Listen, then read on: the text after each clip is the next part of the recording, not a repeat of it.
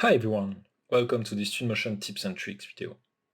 Today we'll be looking at how the isolate option can allow you to paint vegetation more precisely.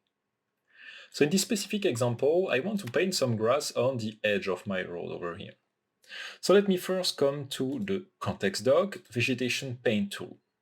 Now I will open my library, enter the vegetation and landscape folder, grass, and I will drag my white grass in my Dropbox. If I start to paint some grass over here, there is a chance that some grass will be applied onto my road, and I don't really want that.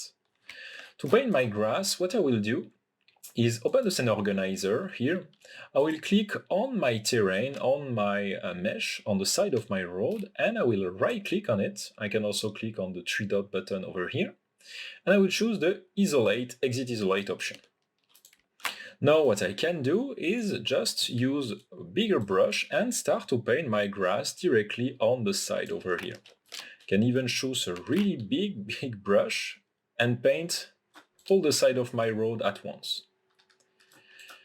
Now let's just right click again on the geometry and exit isolate. As you can see here, my grass has been painted on the side of my road without going on my road. So it's just a quicker way to add some vegetation. Hope you find these small tips helpful. If you enjoyed this video, don't forget to follow us for more content and see you for the next one. Bye everyone!